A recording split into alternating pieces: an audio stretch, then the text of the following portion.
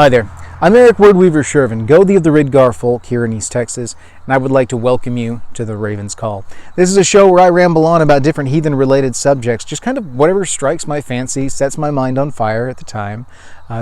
Big UPG warning at the beginning of every episode. I am a middle-of-the-road heathen. I am not a hardcore Reconstructionist. I am not a fluffy bunny neo-pagan. I have been in heathenry for a few decades, and I've studied and looked at so many things that I can't even keep track of all the sources anymore. But I'm always learning too. I'm always still looking and enjoying, and I love to learn. So anyway, that being said, I am not an authority. I am not an authority on anything. This is just simply me sharing my viewpoints and what I've learned in my experiences as I have grown as a heathen and as I continue to grow as a heathen. Sometimes you guys will see me logic things out here on the channel, and that's just kind of how it goes sometimes. That's life. So, what I give you here today, understand I am not pretending to be some Asa Pope. Yes, I know some of you are nerding out about the term Asa Pope. I did not create that, first off. And second off, I can't coin it. I don't want it. It's a horrible title. It's tongue-in-cheek. No. We use that to insult people that think that are getting too big for their britches. That's who we call the Asa Pope. So anyway, my intention with these is that you take these with a grain of salt and use them more as conversation starters than anything else. If you want to contact me in any way, shape, form, or fashion, all of that is down below. My contact information, my email, my P.O. box. You can comment on the videos. You can join in the Facebook group, which is Wordweaver Productions. I post up the videos for these all the time. Sometimes people jump in there and share. There is a big roll call post where everybody goes in and enters kind of their generalized area.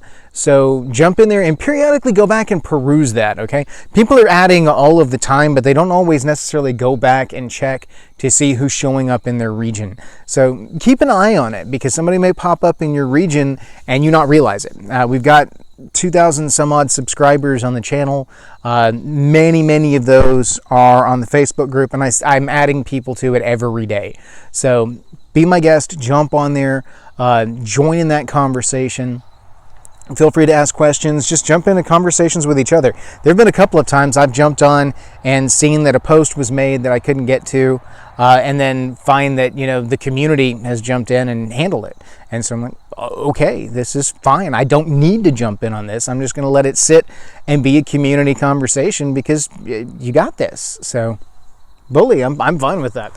Now on to today's subject, and this is one that I'm going to toe into lightly as kind of the start of a conversation, but this is something that's going to continue on. I have touched on this before in some aspects, and this is a response to an email. See, I do read my emails, and I do get back to them, even though I haven't replied to this one, and this is probably the oldest one in my inbox at the moment. I think. I got to go back and look. This one's from Jessica K. And Jessica writes in with a fairly long email. It was really, really interesting, and I loved reading it. And I'm not going to go into all of it here on the air for, just for brevity's sake. But the essential aspect of it all is that she'd been doing a lot of research and had gotten a hold of Lady with a Mead Cup, which is recommended reading, especially for anybody that's looking at the Anglo-Saxon side of things or wants to learn a more historical side with regards to especially things like Sumble and kind of how that pertains to modern heathenry and the reconstruction of Sumble and whatnot. That is definitely more of a Reconstructionist approach type source than some of the others, but it is one that does very specifically go into the subject of Sumble, and you get some deep insight in it, and there's a lot of exploration about gender roles and some specifics of political aspects, things like that. And the question that she had for me with regards to what she'd read, because she's not as she's kind of like me in the whole middle of the road thing, but still likes to research and likes to inform her modern day approach by researching classic elements and historical elements, and that's what I love to see. So I love to encourage that. because that's honestly how I approach things. So that being said, looking into this kind of thing, she wanted to know how one reconciles kind of in the modern day some of the gender roles as they were pertaining to ritual and tribe, etc., etc., etc. One of the things she asked was about whether or not a lady could have actually led a tribe versus, like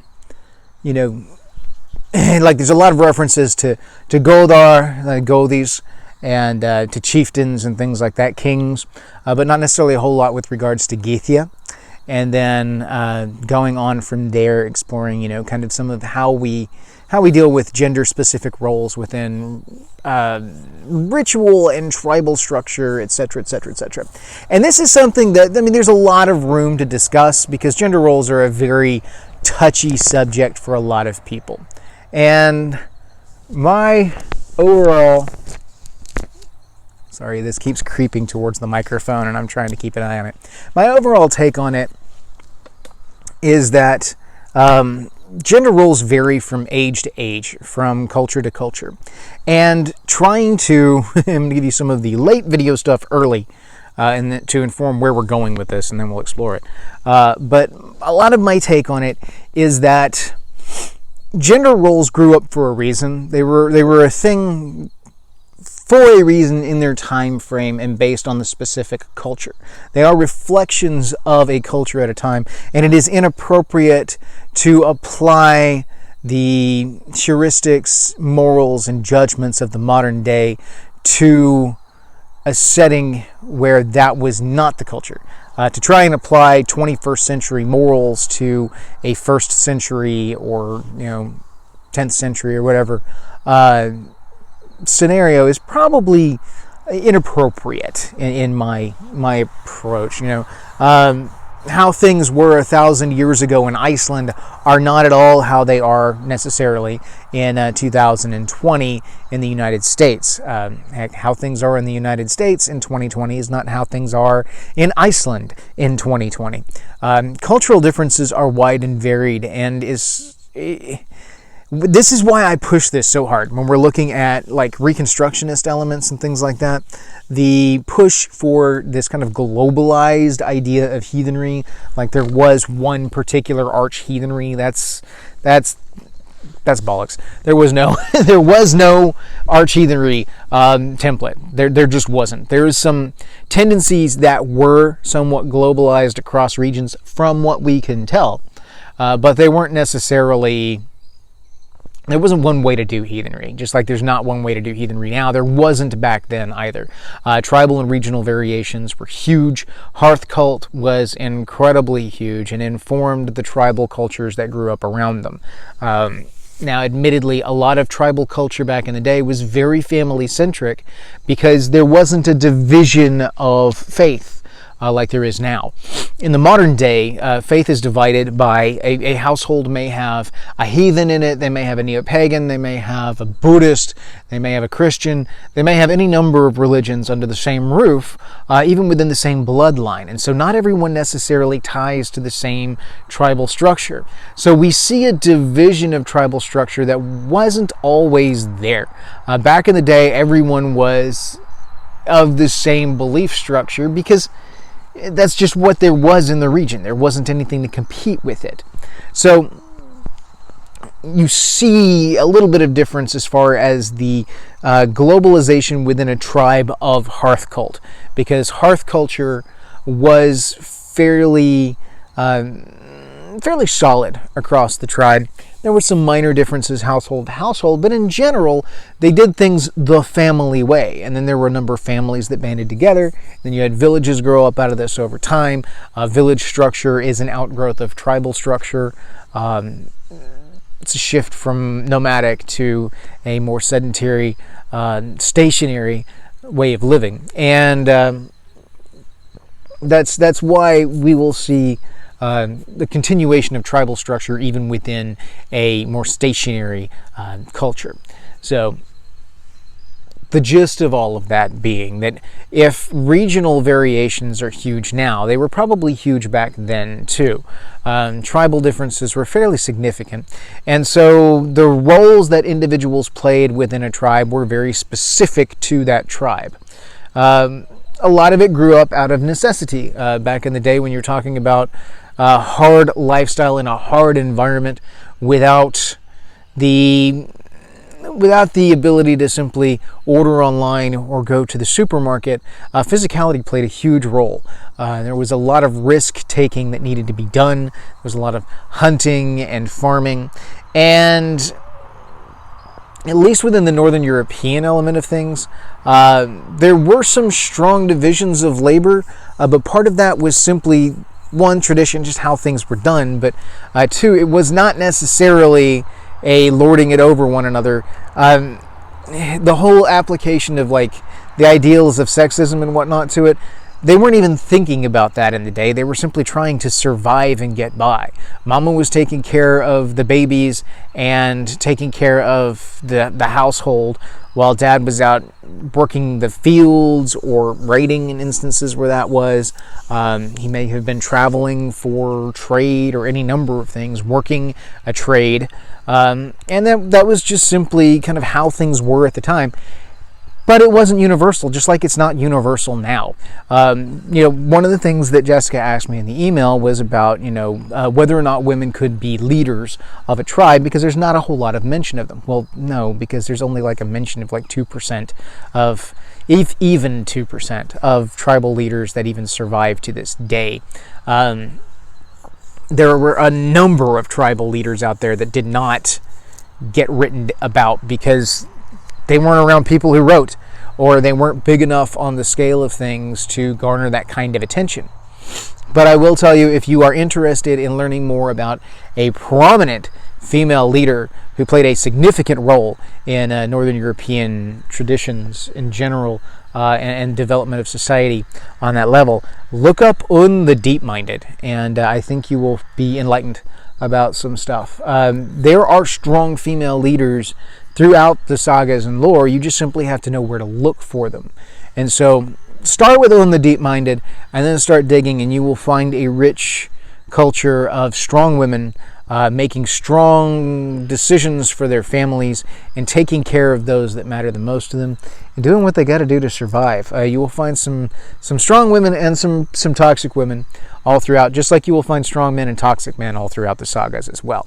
Not everybody who is famous for good things. So yes, the sagas do predominantly lean towards men in general. That is a product of the time, not necessarily of the heathen time that they're writing about, but perhaps a relic of the medieval time in which a lot of these things were written down, or at least correlated into this tome and what we have now. So keep that in mind. You've got not only who were the stories told about back in the day, but keep in mind who was writing these things down. These were not written down by heathens back in the day. These were written down predominantly by Christians and Christian monks, nonetheless, in later times. So you can make of that what you will. There is definitely a foggy lens that goes over this, which is why getting into some of the things like archaeological digs and some of the sociological elements will be of interest, which is part of the reason why the sagas interest me so much, is because they are very slice of life. So you've got the Icelandic sagas, you've got the Heimskringla, the Saga of the Jomsvikings. There's some really good stuff out there, and you will see a picture of life as it was. Political things were very much different back then, and so it's a different picture than it is today. There were some abuses of it, absolutely, but there have been throughout time and throughout multiple cultures. As we have talked about some before, there were a lot of freedoms that women in the North enjoyed compared to other cultures that were contemporary of the time. It still, pales in comparison to what they enjoy today, but it was vastly improved over a lot of the world because necessity pulled away a lot of the nonsense, a lot of the political BSery, a lot of the philosophical grandstanding, things like that simply go away because necessity led us to, and you had to work. You had to do what you needed to do in order to survive. And you will find when you get down to like real survival type necessities that a lot of the things that we have the luxury to argue about, first world problems as it were, fall away. Not to minimize the gender issues and whatnot that may be present in any particular aspect of the world in any given time, simply saying that things were far less politicized when you were simply struggling to survive. So, at least at that time. So, make of that what you will. So, how does that play into the modern day? Well, I know a number of excellent female leaders of tribes. I have experienced them firsthand. I have gotten to interact with them and find them to be every bit as capable, and I love interacting with them. I know strong women who are the like lady of the hall that are, because a lot of tribes, when they have like a chieftain and a lady of the hall, you get a true tribal picture of things, because while the chieftain may make the decisions for the tribe on at a large level, especially an administrative level, he does nothing of that by himself. Everything is informed, and the lady of the hall is one of the hardest working people that I had seen. I could think of a number of tribes out there that I want to give shout outs to, like Tearshelm. If anybody with Tearshelm is watching this, your ladies knock it out of the park. And I have nothing but mad respect for them. Same thing with the ladies in Jotun's Kindred and Volksoff and some of the others around. There's some absolutely strong and fantastic ladies out there that have just impressed the snot out of me over the years. And so, if you want to know about strong female leaders, look to some of the tribes in your area that are established and that are, not of the racist bent of things, and you will be surprised. There are some absolutely wonderful, strong women leaders that are excellent role models, and explore the ever bending and shifting roles of gender roles in modern society as it pertains to modern heathenry. You can look at how arch-heathenry did things and try to apply some of that template to today, but I'm going to tell you right now that trying to apply an ideology pertaining to something as simple as gender roles from the time period of arch-heathenry is as ridiculous as trying to apply modern morals to the culture of the time.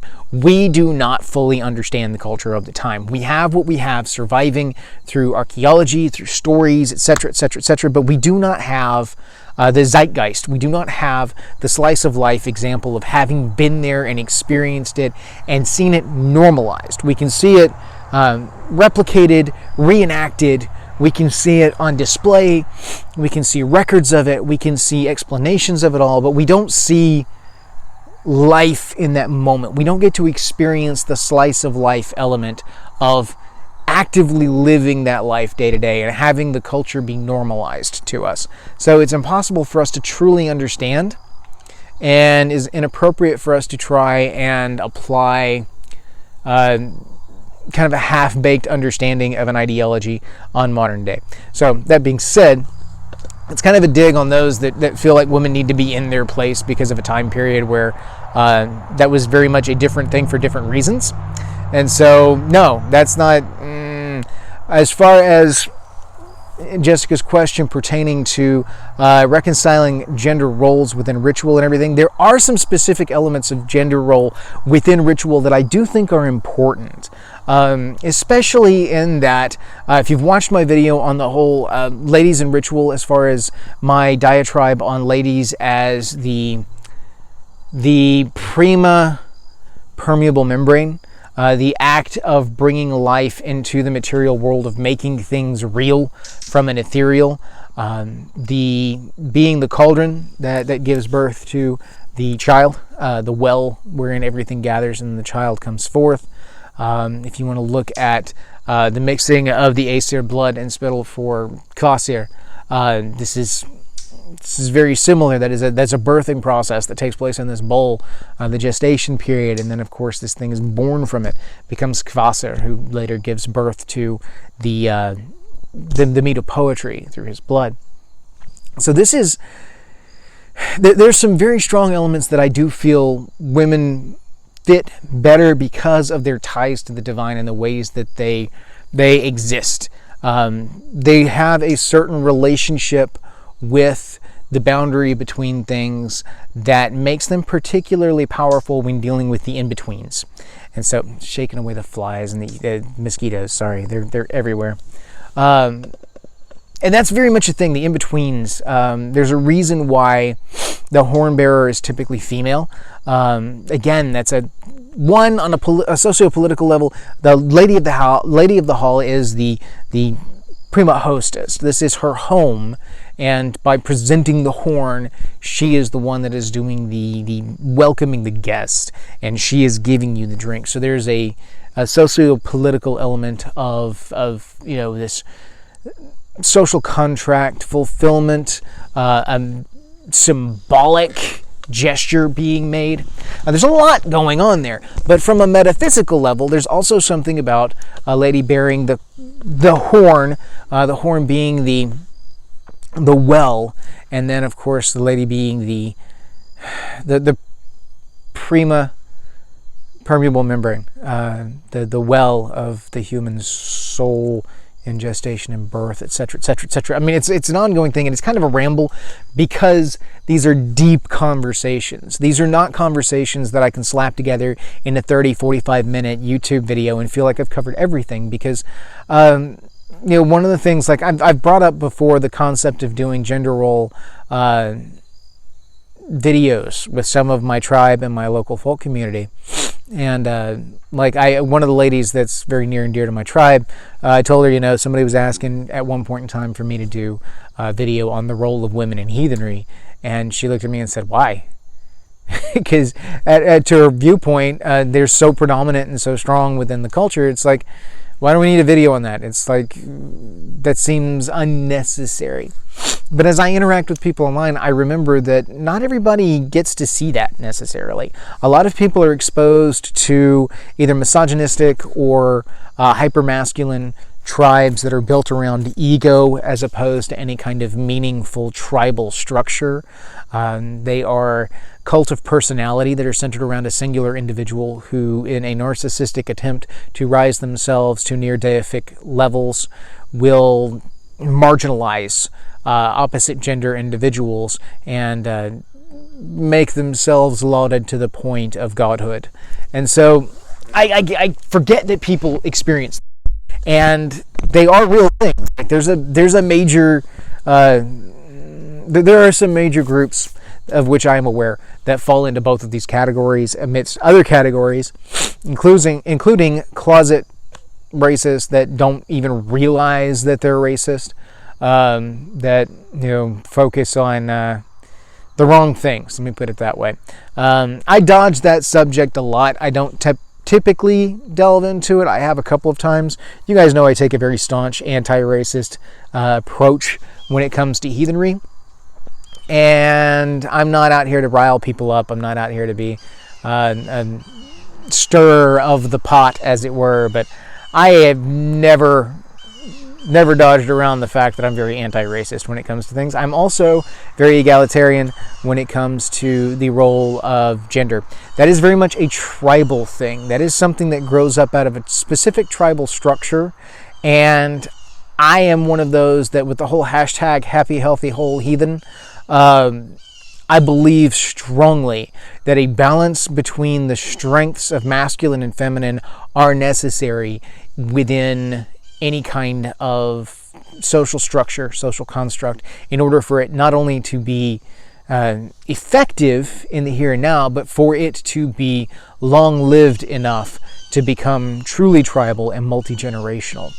You cannot over-focus on one over the other, or else you end up stagnating and it's hard to discuss these things without going into the imagery of fertility, right? So we'll just leave it at this. In order for a family to go on, you need a male and a female in order for there to be babies. You have only female or only male, you're not going to bear children.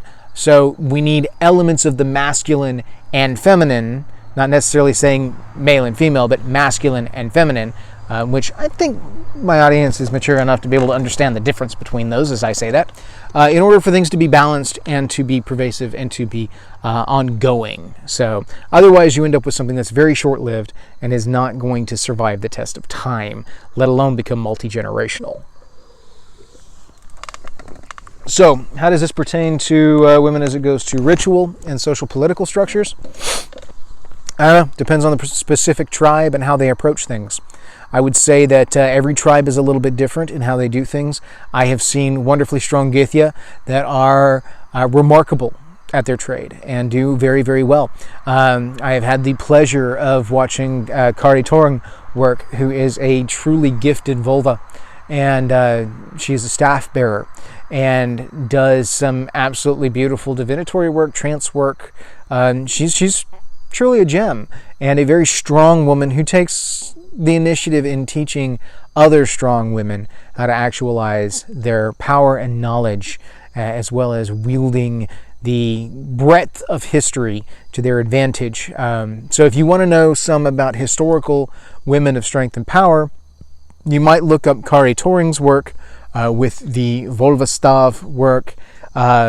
She's got some very interesting research into Northern European Bjorn dancing, which is the bear dance, which plays into some of those very strong familial traditions. It's like she's got a wonderful song on one of her albums where these men bring back this bear that had been hounding this village, and it's a more modern, I think it was World War II era, I think it may be in World War I era Europe, and there was a bear that was attacking the surrounding areas to the village, and the men go out there to try and take this bear down, and one of them becomes solblind, sun blindness, snow blindness, and so he has to turn back and go back to camp to the village, and there's another man whose shoe is broken, who was strapped, and so both of them come back to town, end up running into the bear, end up killing the bear, nearly losing their lives in the process, carry the bear back, and then as the elderly ladies come out and witness them bringing back the bear, which hasn't been seen or done in probably a couple of generations out there, they immediately fall down into the Bjorn dance, the bear dance, and they begin dancing around on all fours, chanting and singing, mimicking the bear, not out of parody but out of homage, and thanking it for the food that it was going to offer them, because during wartime meat was scarce. And so this was a truly wonderful thing, because you're seeing in this the survival of this tradition that was very specifically ingrained in this older generation, and these ladies just immediately fall to it, and it's knowledge that specifically they had because that was how things were passed along, and it was beautiful. I love the song. Highly recommend you check out Kari's albums, and I think you will find a lot there. There's tons of research out there. You simply just have to look and see, and you'll find that yes, there are a lot of things that are colored by modern politics and modern kind of sentiments that will overfocus either on the masculine or the feminine and blow them out of proportion with relation to the whole, instead of approaching balance. That just takes some understanding over time to figure out what sources you're looking at that are actually worth looking at, and which ones are more problematic because of those exact reasons. So that being said, I find that if there is a very strong place for the male and the female elements, the masculine and the feminine elements, within ritual, within the societal elements, look at on the date-minded, for some of the socio-political elements of things, as far as how that can play out. There's a lot out there that can be seen and explored. That's one of the richness elements of Northern European culture and tradition. So like I said, this is just a primer. I'm just barely touching on this because Jessica's email has been in my inbox for a while, and I wasn't entirely certain what I was going to talk on tonight, and I came across that and I was like, you know what? That's going to be something that we come back to in multiple videos over time, probably, because it's not just, I liked her question because it wasn't just what's the role of women in heathenry today. It was very well thought out, very well researched, and explored the aspects of, the socio-political, the ritual and religious element of things, because there are very strong parts of the masculine and feminine in all of these things, and they are all necessary. One of the videos that I'm going to do coming up is going to be on frith weavers, and I felt like I needed to do this one first to lay the groundwork, because one of the roles that has been predominantly given to, or assumed, I should say, by women because of their typically unique approach to things and their nearness to certain metaphysical and spiritual elements, they are particularly good at. This is the role of the frith weaver and how that plays into tribal structure and how that can be portrayed in modern day heathenry. So look forward to that one in the near future. We'll come back to it. I'm not sure exactly when, but it is definitely on my list. Part of that's going to depend on the responses to this. As far as I know, this shouldn't be too terribly polarizing, but I can never predict. I will have ones that I think are pretty much throwaway videos that blow up and people love and get shared off everywhere. And then I will have other ones that I think are deep and, thought-provoking that will go hardly noticed. I say that. I mean, all of my videos average about the same. I have a wonderful viewer base that watches on the regular. But as far as those that reach out and beyond and separate, and the ones that get a lot of likes or dislikes, the ones that get dislikes usually surprise me, except there are times where I can tell somebody with a more racially charged bent gets on there, and I'm like, I can see where you're coming from, or there's somebody more of a brosa-true kind of approach that takes offense to my particular approach. And then, of course, I've been called everything from a fantasist to a know-it-all. My recent video on, it's not cool to hate on all other religions. I had a guy come in and do a particular flounce. I left it in the comments because, every good comment feed every now and again needs a good flounce. And I hadn't seen a flounce of that particular caliber in quite a while. But he's like, sweet on Christians, shaming heathens, that's it, I'm done, I'm out. Okay, that's what you take from that particular video. You didn't really pay attention, but all right, that's fine. That's fine. So, plus, I hadn't seen a good flounce since, the early aughts. So why not? We'll take it. So anyway, thank you all for watching, guys. I hope that this is a start of a conversation and is not too polarizing or too much of a stirring of the pot, as it were. I think that we're going to find that most people are on the same page as far as there are strengths and necessities within the masculine and the feminine, and that to over-focus on either one is to do a great disjustice to the tribe as a whole. So, at least, I think that's how most of you guys think. I don't know. Another one of my writers, my viewers who wrote in, who I will be replying to here soon, pointed out the phenomenon of the kind of false kinship thing that affects viewers, the dedicated viewers of a channel like this, especially when you've watched as many videos as I have put out. I get a dedicated viewer base that typically feels like they know me fairly well because of the little window into my life that I give you guys. And again, this is just a window. This is not a full picture. There's a lot of things that you're not aware of, a lot of things that aren't necessarily, seen on film because it's not the place for it. And, but she recognizes it. She points it out. And then she shared me a fairly lengthy experiential life story that I have not had time to go back and fully read, but I do intend to fully read. You know who you are. So if you are watching this right now, I see you. I hear you. And I will be getting back to you as I get the opportunity. So, in the meantime, we're going to go ahead and sign off with this for tonight. I will be back. I am now in my weird limbo phase of life, so I don't know what my schedule is going to be like. I don't know what my availability for upload is going to be like. A lot of these, you will notice the resolution on the film has gone down significantly. That's because I'm having to really compress things for my absolutely horrid internet speeds at home. My uplink is horrible. So in order to even be able to upload one overnight, I have to downsize everything to like its lowest that it'll go when I put it into Handbrake and drive that file down to get the file size down. I'm already converting it lower over here, like 360p or something like that, and then I've got to go in and shrink it even more in Handbrake so that it will actually upload on YouTube from my home stuff. Back when I was using my work email, now I could do 720p and not have to worry about it because it uploaded in 20 minutes and I'm fine. But here at home, nope. I could downsize it as much as I want and it's still going to take 6 hours to upload. So it is what it is, guys. It's a thing. So please jump in the comments. Let me know what you think. Let me know what kind of experiences you've had. Some other source material that you'd like to share back and forth with each other as far as good insight goes with relation to whatever aspect of gender role within heathenry you would like.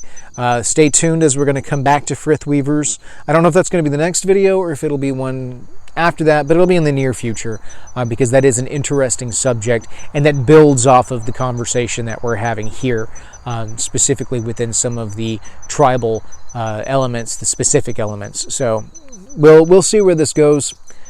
In the meantime, hail to you all. Thank you. May your hearth fires burn bright.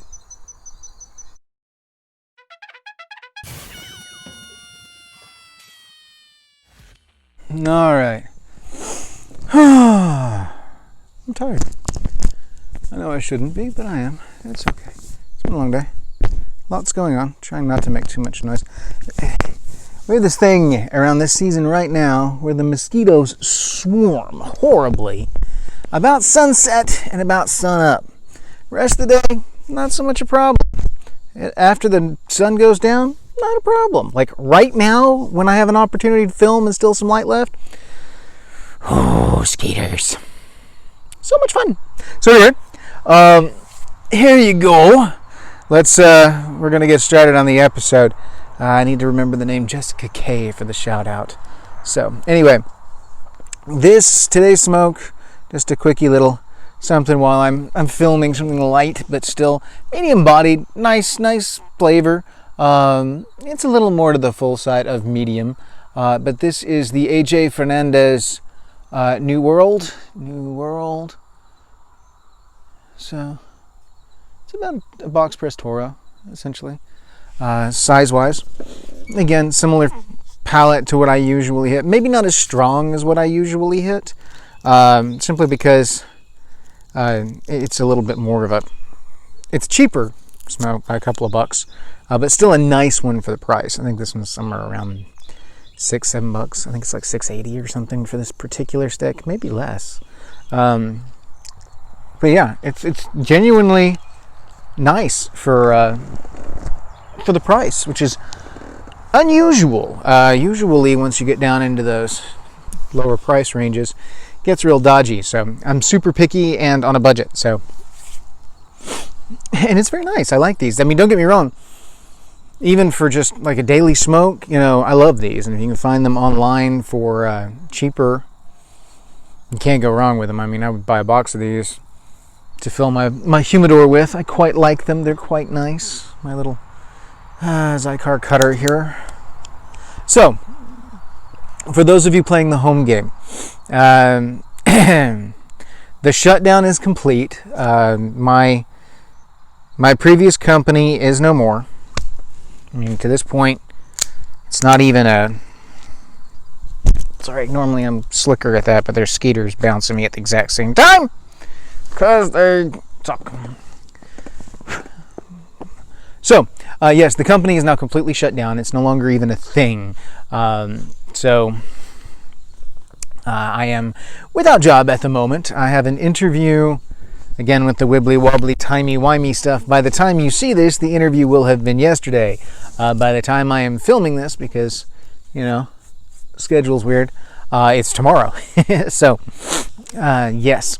I've got an interview. We will see where it goes. No updates until then as far as that goes. I'm going to be all right, step at a time, but everything is fluid at the moment, except for mosquitoes, which are very, very much solid and make a lovely splat when you hit them. But anyway, as I light this, they'll kind of bugger off because they don't like the smell for the most part. So anywho, that's kind of the update at the moment. I am still job hunting at the moment. I have a possibility. We'll see where that goes. And then beyond that, we'll see if I have to go back to the drawing board come tomorrow's interview. You guys will still be waiting for the update for a week, but I don't know before y'all ever see this. So anyway, I say that. I mean, I'm not expecting. This is one of those in stages kind of. The lady I'm interviewing with said that we need to be fluid with the hiring process, which means there's other factors in play and they need to drag their feet on some stuff because she got a little overexcited in offering me the job. So we'll see if the time frame is something that I can work with. That's always fun. So other than that, life is what life is.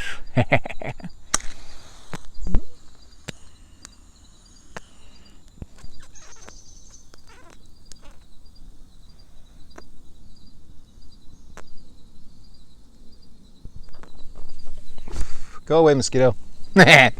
So, D&D game's going well. Yeah, that was fun. We're a couple of sessions in now, and my characters are fantastic. They pulled a crazy one on me because, you usually expect as a DM for your characters to go crazy and want to go kill random things, right? Yeah, that's what you kind of prepare for that. You're like, all right, I got a bunch of stuff for you guys to go hunt and kill. I'm prepared if you decide to ransack and loot half the town and just go absolutely nuts. My players, no. My players actually went to the library and started looking up deep lore on backstory stuff that I hadn't planned for them to hit for like weeks. It's like, this is like 10th session stuff and later, and you guys are like, you haven't even been in a dungeon yet. You've had one encounter. And, so we didn't have a single encounter in the last session. It was all RP.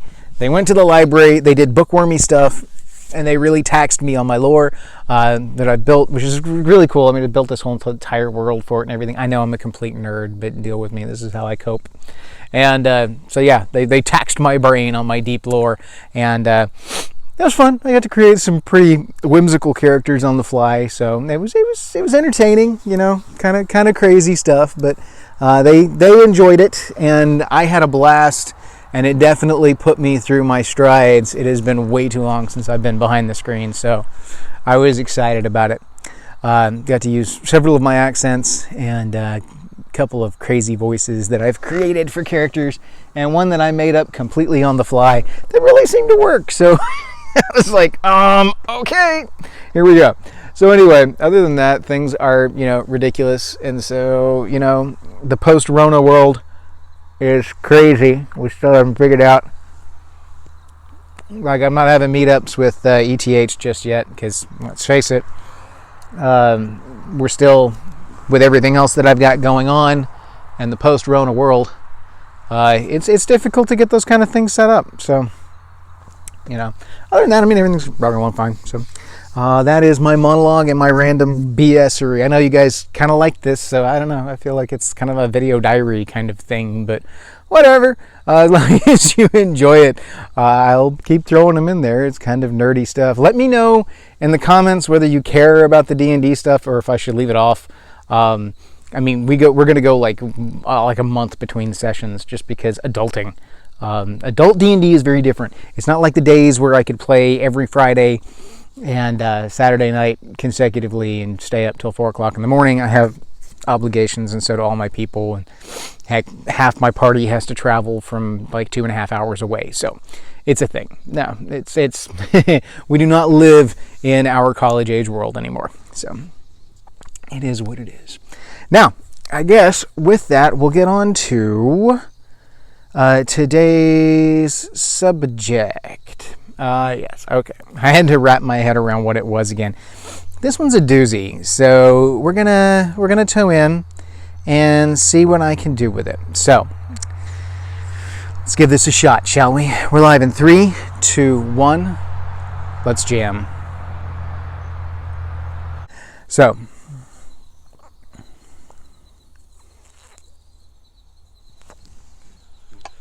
lovely smoke. Everything's kind of precariously perched. I don't like that.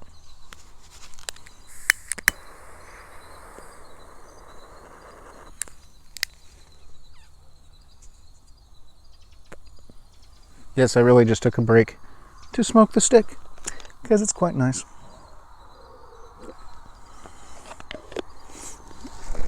But we're going to go over here with that. Oh, bump the camera. That's just fantastic. All right, we are back.